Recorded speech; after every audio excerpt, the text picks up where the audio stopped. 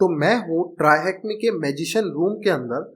पिछली वीडियो में हम लोगों ने हैक द बॉक्स के वैलेंटाइन मशीन की मदद से ये सीखा था कि कैसे प्रोसेस हाईजैकिंग की मदद से लिनक्स प्रिविलेज एस्केलेशन करा जा सकता है। इस वीडियो में हम लोग मैजिशियन रूम की मदद लेने वाले हैं। अब ये जो रूम है ये लिनक्स प्रिविलेज एस्केलेशन सिखाने के लिए नहीं बना है, तो ये एक पूरा फुल फ्लेज्ड रूम है। इसके अंदर आपको पहले इनिशियल एक्सेस लेना पड़ेगा, उसके बाद आप लोग लिनक्स प्रिविलेज एस्केलेशन वाले पार्ट पे पहुंचोगे। अब मैं आप लोगों को इस सीरीज में इनिशियल एक्सेस नहीं सिखा रहा हूं, तो इस वीडियो में मैं आपको इनिशियल एक्सेस नहीं दिखाऊंगा, डायरेक्ट शेल मेरे पास होगा। इस रूम का जो इनिशियल एक्सेस पार्ट है वो बहुत बढ़िया है, और जिन लोगों को इंटरेस्ट है कि कैसे एक इमेज की मदद से रिवर्स शेल लिया जा सकता है, एक पीएनजी फाइल की मदद से रिवर्स शेल लिया जा सकता है, उनके लिए बहुत बढ़िया रूम है। इसमें वैसे ही तरीके से आपको इनिशियल एक्सेस को लेना है। अब हम लोग सीधा टर्मिनल पे चलते हैं, जहाँ पे मेरे पे ऑलरेडी इस मशीन का शेल है। अब शेल पे आने के बाद आज के अपने टॉपिक के बारे में डिस्कस करते हैं। आज हम लोग पढ़ने वाले हैं कि कैसे हम लोग लिनक्स प्रिविलेज एस्केलेशन कर सकते हैं पोर्ट फॉरवर्डिंग की मदद से। तो सबसे पहले हमारे को समझना पड़ेगा पोर्ट फॉरवर्डिंग होती क्या है। बहुत इंटरेस्टिंग कॉन्सेप्ट लगता है काफी लोगों को, काफी लोग इसके बारे में एक्साइटेड रहते हैं। तो आज समझते हैं। बहुत सिंपल है, अगर आप वर्ड को ही पकड़ोगे ना, पोर्ट को फॉरवर्ड करना, पोर्ट फॉरवर्डिंग, यानी कि एक ऐसा पोर्ट जिसको आप एक्सेस नहीं कर सकते, ठीक है, आप उसको एक्सेस नहीं कर सकते, लेकिन आप चाहते हो कि मैं उसको एक्सेस करूं। कोई पोर्ट है वो इस पर्टिकुलर सिस्टम पे ओपन है सिर्फ लोकल होस्ट के लिए, सिर्फ 127 के लिए, लेकिन आप चाहते हो कि जो आपकी काली मशीन है, जो दूर बैठी है कहीं पे रिमोट मशीन है, वो भी उस पोर्ट को एक्सेस कर पाए। तो कैसे कर सकते हैं हम? पोर्ट फॉरवर्डिंग की मदद से। यानी कि किसी लोकल पोर्ट या किसी और पोर्ट को जिसको आप डायरेक्टली एक्सेस नहीं कर सकते, तो उस पोर्ट को फॉरवर्ड करना, उस पोर्ट को ओपन करना एक ऐसे तरीके से जिससे आप उस पोर्ट को एक्सेस कर पाओ, उस पोर्ट पे जो एप्लीकेशन रन कर पा रही है उनको एक्सेस कर पाओ, उस पोर्ट पे डेटा भेज पाओ, उस पोर्ट से डेटा रिसीव कर पाओ, ये सब काम कर पाओ। इसे हम कहते हैं पोर्ट फॉरवर्डिंग। बिल्कुल सिंपल कॉन्सेप्ट होता है। अब जब हम पोर्ट फॉरवर्डिंग की बात कर रहे हैं ना, तो एक कॉन्सेप्ट मुझे और डिस्कस करना है जो काफी लोग कंफ्यूज करते हैं, जिनको नहीं मतलब पता है इसका, ठीक है। तो यहाँ पे कॉन्सेप्ट होता है टनलिंग। काफी लोग इससे कंफ्यूज रहते हैं कि पोर्ट फॉरवर्डिंग और टनलिंग में क्या कोई डिफरेंस है, दोनों एक ही चीज है। क्योंकि काफी बार आप देखोगे काफी लोग बोलते हैं कि हम एसएसएच की मदद से पोर्ट फॉरवर्डिंग कर रहे हैं, काफी लोग बोलते हैं हम एसएसएच की मदद से टनलिंग कर रहे हैं, कुछ लोग बोलते हैं हम इस टूल की मदद से पोर्ट फॉरवर्डिंग कर रहे हैं, सेम लोग बोलते हैं उस टूल की मदद से हम टनलिंग कर रहे हैं। तो क्या ये डिफरेंट कॉन्सेप्ट है, एक ही चीज है, ये समझते हैं। तो पोर्ट फॉरवर्डिंग और टनलिंग दोनों बिल्कुल डिफरेंट कॉन्सेप्ट है। सबसे पहले आपको समझना पड़ेगा, टनलिंग एक बहुत सिंपल सा कॉन्सेप्ट है। टनल का मतलब क्या है? रास्ता बनाना, और एक अच्छा सिक्योर रास्ता बनाना। टनल का मतलब क्या होता है? जैसे वीपीएन की आपने सुना होगा, वीपीएन एक टनल बनाता है, यानी कि दो कंप्यूटर के बीच में रास्ता बनाना और सिक्योर रास्ता बनाना। तो जब हम पोर्ट फॉरवर्डिंग की बात करते हैं, तो पोर्ट फॉरवर्डिंग में हम यही कर रहे हैं कि एक पोर्ट तक का रास्ता बना रहे हैं। मेरे को उस पोर्ट को एक्सेस करना है, तो मैं उस तक का रास्ता बना रहा हूँ। ये पोर्ट फॉरवर्डिंग हो गया। हम लोग ये जो पोर्ट फॉरवर्डिंग है ना, ये टनलिंग के साथ कर सकते हैं, यानी कि टनलिंग की मदद से हम जो रास्ता बना रहे हैं उस पोर्ट तक का, उसको सिक्योर बना सकते हैं। कैसे? एसएसएल टीएलएस लगा के, ठीक है, तो वो सिक्योर रास्ता बन जाएगा। तो उसे हम कहते हैं यहाँ पे पोर्ट फॉरवर्डिंग करना टनलिंग की मदद से। इसके लिए एसएसएच हम बोलते हैं। तो एसएसएच से हम क्या टनलिंग कर रहे हैं, हम पोर्ट फॉरवर्डिंग कर रहे हैं, हम दोनों करते हैं। यानी कि हम लोग पोर्ट फॉरवर्ड कर रहे हैं, प्लस एसएसएच जो है सिक्योर है, वो जो ट्रैफिक उसमें जाता है वो एनक्रिप्ट होके जाता है, तो इसीलिए वो एक टनल बना देता है हमारे लिए। तो इसलिए हम उसको टनलिंग भी कहते हैं। समझ गए इस बात को? तो टनल कुछ नहीं है, टनल एक रास्ता है। पोर्ट फॉरवर्डिंग की मदद से भी आप एक रास्ता बनाते हो, लेकिन टनलिंग की मदद से जो रास्ता बनता है वो सिक्योर होता है, इसलिए हम बोलते हैं। क्या बिना टनलिंग के भी पोर्ट फॉरवर्डिंग करी जा सकती है? बिल्कुल कर सकते हैं। इसके लिए टूल आता है सोकैट। सोकैट आप लोगों ने यूज करा होगा, नेटकैट की तरह है। तो सोकैट भी पोर्ट फॉरवर्डिंग कर सकता है, लेकिन आप उसमें बिना सिक्योरिटी के भी पोर्ट फॉरवर्डिंग कर सकते हो, यानी कि उसमें कोई भी एसएसएल टीएलएस कोई एनक्रिप्शन कुछ नहीं होगा। तो आप उसकी मदद से भी कर सकते हो, जिसमें आप पोर्ट फॉरवर्डिंग कर रहे हो लेकिन टनलिंग नहीं कर रहे हो। टनलिंग का बस इतना मतलब है कि आप पोर्ट फॉरवर्डिंग कर रहे हो और एक सिक्योर मैनर में कर रहे हो, आपका ट्रैफिक एनक्रिप्टेड जा रहा है। लेकिन अगर आप चाहते हो मैं खाली पोर्ट फॉरवर्डिंग करूं और उसमें सिक्योरिटी नहीं चाहते, तो आप वो भी कर सकते हो सोकैट जैसे टूल की मदद से। समझ आया टनलिंग और पोर्ट फॉरवर्डिंग में डिफरेंस क्या होता है, कॉन्सेप्ट क्या है दोनों। अब इस मशीन पे आते हैं और समझते हैं यहाँ पे हम प्रिविलेज एस्केलेशन करने कैसे वाले। तो सबसे पहले, अब आपको पता है कि इस मशीन पे पोर्ट फॉरवर्डिंग की मदद से होना है प्रिविलेज एस्केलेशन, तो सबसे पहले हमारे को ये पता होना चाहिए कौन कौन से पोर्ट्स इस मशीन पे रन कर रहे हैं और कौन कौन से ऐसे पोर्ट्स हैं जो सिर्फ इस मशीन के लिए ओपन है, जो बाहर से हम लोग स्कैन करके एनमैप वगैरह से नहीं देख पा रहे थे, वो पोर्ट्स छुपे हुए थे। तो उसके लिए कमांड होता है नेट स्टैट -PLANT। अब ये प्लांट जो है डिफरेंट PLANT अलग अलग ऑप्शन है, ऑल के लिए हो गया, लिसनिंग के लिए हो गया, इस टाइप से अलग अलग इनके बारे में आप हेल्प करके पढ़ सकते हो। एंटर मारते हैं और यहाँ पे आपको लिस्ट खुल जाएगी कौन कौन से पोर्ट्स ओपन है, ठीक है। अब ये जो पोर्ट्स होते हैं ना, ये 0000 वाले, यहाँ पे आपको लिखा है कौन कौन से पोर्ट्स ओपन है और किस आईपी एड्रेस के लिए वो ओपन है, ठीक है। अब यहाँ पे फोकस आपको कहाँ पे करना होता है, फोकस आपको करना है यहाँ आईपी एड्रेस पे, ठीक है। तो यहाँ पे आईपी एड्रेस और पोर्ट लिखा है। तो अगर आप देखोगे जो 000 वाले हैं ना, इसका मतलब है ये सबके लिए ओपन है, बाहर वालों के लिए भी और इंटरनली भी, ये लोकल होस्ट के लिए भी ओपन है, और बाहर से अगर कोई एनमैप स्कैन करेगा तो उसे भी दिखेगा, वो भी एक्सेस कर पाएगा। तो 00 हो गए, या फिर जैसे इस टाइप की जो आईपी होगा। अब ये जो आईपी है इसकी पब्लिक आईपी है, बाहर वाले देख सकते हैं, ठीक है। तो जैसे अगर मैंने बाहर से स्कैन करा तो मेरे को इसकी यही आईपी पता थी, तो मैं इस पोर्ट को भी देख पाऊंगा। लेकिन अगर हम बात करें तो हम लोग ये 127 वाले पोर्ट्स को नहीं देख सकते, लोकल होस्ट के लिए, यानी कि जो लोकल जो इस पे काम कर रहा है ना, सिर्फ वो ही देख सकता है। इनको बाहर वाले अगर एनमैप स्कैन वगैरह करेंगे तो वो इस पोर्ट को नहीं देख सकते। ये हो गया 127 के लिए खाली ओपन है। तो ऐसे यहाँ पे अगर आप देखोगे दो पोर्ट्स ऐसे हैं जो सिर्फ लोकल होस्ट के लिए ओपन है, चाहे 1 हो 53 हो, कोई फर्क नहीं पड़ता। ये 127 वाली पूरी रेंज ही लोकल होस्ट लूपबैक एड्रेसेस होती है, तो ये 153 सेम ही बात है, ठीक है। तो यहाँ पे ये जो आप एड्रेसेस देख रहे हो ना, ये वाले एड्रेसेस, ये सिर्फ लोकल होस्ट के लिए, यानी कि अगर कोई बाहर से एनमैप स्कैन करेगा तो उसको ये नहीं दिखेंगे। तो यहाँ पे कौन कौन से दो पोर्ट्स ओपन है, एक है 6666 जो कि लोकल होस्ट के लिए ओपन है, एक 53। अभी जो 53 है ये तो हमारे को पता है डीएनएस के लिए ओपन है, इस पर ज्यादा ध्यान नहीं दोगे। जब आप लोग इस मशीन को सॉल्व करोगे तो याद रखना इसका जो होस्ट नेम है ना मशीन का, मैजिशियन, वो आपको अपनी ईटीसी होस्ट के अंदर लिखना पड़ेगा, वरना इस मशीन को सॉल्व नहीं कर पाओगे, इसका इनिशियल एक्सेस नहीं ले पाओगे।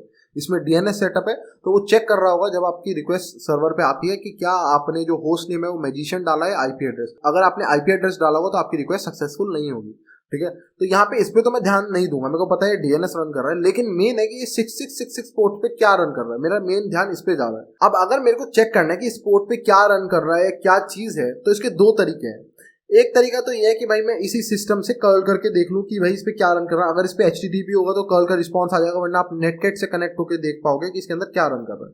तो एक तरीका तो हम पहले यही यूज करके देख लेते हैं, कर्ल करके देख लेते हैं इस पे क्या है। अगर इस पे वेबसाइट होगी तो हम उस वेबसाइट को एक्सेस कर पाएंगे कर्ल की मदद से। एंटर मारते हैं और यहाँ पे वो वेबसाइट देखो, यहाँ पे वेबसाइट थी तो उसका पूरा यहाँ पे सोर्स कोड आ गया। इसका मतलब यहाँ पे एक वेबसाइट रन कर रही है। अब कर्ल की मदद से वेबसाइट को समझना बहुत मुश्किल की बात है। अब मैं चाहता हूँ कि मैं इस वेबसाइट को एक्सेस कर पाऊँ, तो मैं कैसे कर सकता हूँ इस वेबसाइट को एक्सेस, क्योंकि ये तो सिर्फ लोकल होस्ट के लिए, बाहर से मैं इसको एक्सेस नहीं कर सकता। तो अब कैसे होगा, तो अब मुझे यहाँ पे पोर्ट फॉरवर्डिंग करनी पड़ेगी।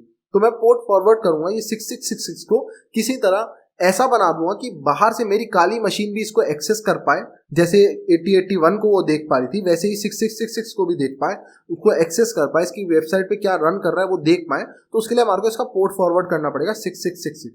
अब हम लोग सीखते हैं पोर्ट फॉरवर्डिंग करते कैसे। तो सबसे पहले पोर्ट फॉरवर्डिंग के लिए मैं एक टूल का यूज लूंगा जिसका नाम है चिजल, ठीक है। अब यहाँ पे मल्टीपल टूल्स आते हैं पोर्ट फॉरवर्डिंग के लिए, जैसे मैंने आपको बताया सोकैट एक टूल है, ठीक है, चिजल एक टूल है, प्लिंक एक टूल आता है, SSH की मदद से कर सकते हैं। ऐसे मल्टीपल टूल्स आते हैं। ये हर किसी का यूजर प्रेफरेंस होता है, जो जिसको पसंद है वो यूज कर सकता है। काम सभी सेम कर रहे हैं, ठीक है, आपकी जो भी मर्जी हो आप उसे यूज कर सकते हो। मैं यहाँ पे चिजल को पसंद करता हूँ क्योंकि मैं पहले से उसे यूज करता हूँ, तो मैं आप लोगों को वो दिखाऊंगा। SSH की मदद से भी इजिली हो जाता है। इस मशीन पे SSH नहीं था, वरना मैं SSH की मदद से ही करता हूँ। चिजल एक एक्सटर्नल टूल है, मेरे को इस मशीन पे पहले ट्रांसफर करना पड़ेगा।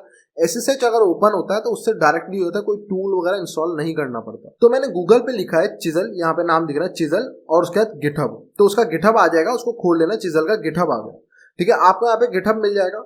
अब आप इसके बारे में पढ़ना चाहते हो, यहाँ पे बताया इन्होंने कैसे टनलिंग काम करती है, कैसे बनाता है, ठीक है। टनलिंग भी करता है, ठीक है, पोर्ट फॉरवर्डिंग के साथ टनलिंग करता है ताकि आपको जो सिक्योर कनेक्शन मिले, ठीक है।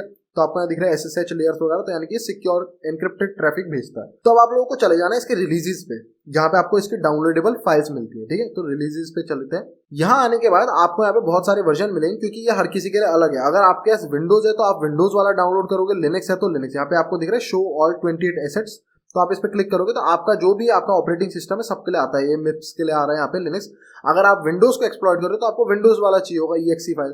हम लोग लिनक्स पे काम कर रहे हैं तो हम लिनक्स वाली डाउनलोड कर लेंगे, जो कि ये चिजल 191, ये जो वाली है AMD 64 हमारा वर्जन है, तो इसको मैं डाउनलोड कर लेता हूँ। अब इसके डाउनलोड हो गया तो अपने सिस्टम पे वापस चलते हैं। अब मैं अपने सिस्टम पे आ गया तो मैं क्या काम करूंगा, मूव करूंगा डाउनलोड्स के अंदर से चिजल को अपने यहाँ पे, ठीक है। अब ये GZ फॉर्मेट में, तो इसको गनजिप कर लेंगे, गनजिप फाइल का नाम देंगे, ठीक है, LS करेंगे और हमारी यहाँ पे फाइल आ गई। अब मैं इसको रीनेम कर लूंगा क्योंकि इतना लंबा नाम बेकार है, चिजल कर लेंगे खाली, ठीक है। क्लियर करते हैं इसको, LS, यहाँ पे चिजल आ गई हमारी, CHMOD+X चिजल कर लेंगे इसको। अब हमारी चिजल आ गई है। अब इस चिजल को आपको अपनी सिस्टम, देखो पोर्ट फॉरवर्डिंग ना दोनों तरफ से होती है, मतलब कनेक्शन बनाना पड़ेगा उस कंप्यूटर, मैंने बताया कि यहाँ एक टनल बनता है, एक रास्ता बनता है आपके और उस कंप्यूटर के बीच में, ठीक है, उस पोर्ट तक का एक पोर्ट को खोलने के लिए रास्ता बनता है। तो दोनों कंप्यूटर, आपके काली को जिसको इसको एक्सेस करना है पोर्ट को 666 पोर्ट को, और टारगेट पे जिसपे 666 पोर्ट रन कर रहा है, दोनों को कनेक्ट करना पड़ेगा। तो दोनों के पास चिजल होना चाहिए, ठीक है। तो चिजल आपके पास तो आ ही गया, अब आपको सामने वाले पे भी ट्रांसफर करना है। तो मैं पाइथन का एक सर्वर स्टार्ट कर देता हूँ, python 3-m http.server पोर्ट 80 पे इसको रन कर देते हैं। वापिस चलते हैं टारगेट के ऊपर। अब यहाँ आने के बाद मैं क्या काम करूंगा, cd tmp temp फोल्डर में चलेंगे, wget, और यहाँ पे दूंगा मैं http, ये देंगे, उसके बाद चिजल दे देंगे, यहाँ पे एंटर मारते हैं और यहाँ पे हमारी ये डाउनलोड हो गई, ठीक है। और अब हम क्या काम करेंगे, यहाँ पे chmod कर देंगे, इसको भी chmod +x चिजल, ये यहाँ पे हमारा डन हो गया, ठीक है।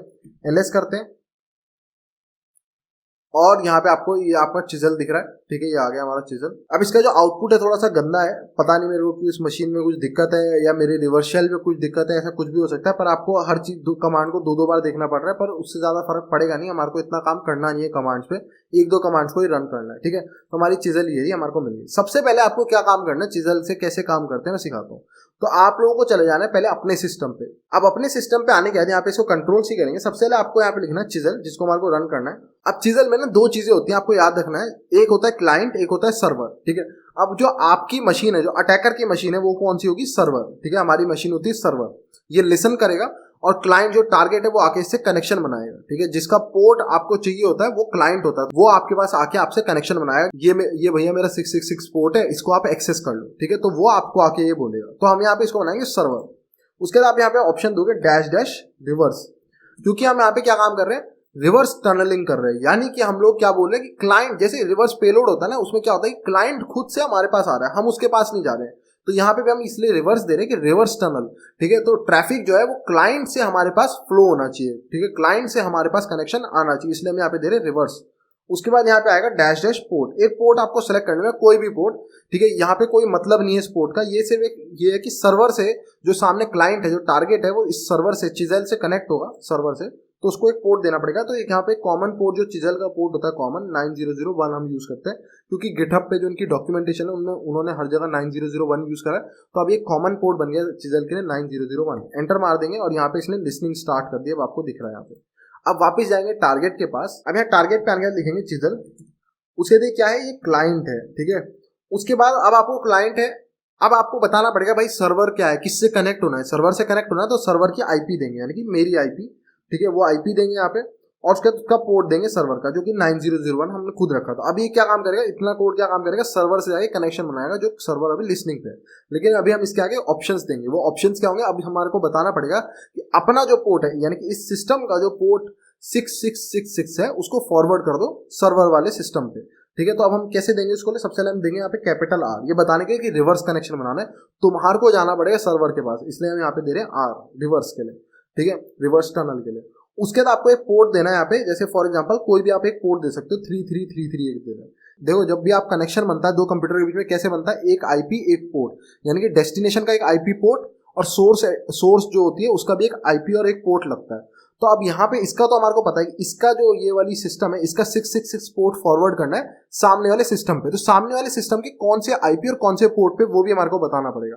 तो सामने वाले सिस्टम की आईपी तो हमने बता दी, उसका पोर्ट कौन सा देना है वो हमने 33 दिया है। यहाँ पे आप कोई भी पोर्ट चूज कर सकते हो, ठीक है। अब यहाँ पे हम देते हैं कि उसके बाद यहाँ पे कोलन देना, उसके बाद आपको बताना है कि भैया किसका पोर्ट फॉरवर्ड करना है, यानी कि इसी सिस्टम का, यानी कि 127 इस करंट सिस्टम का पोर्ट 6666 फॉरवर्ड कर दो। अब इसका कमांड थोड़ा सा लंबा है, लेकिन आपको समझ आ जाएगा।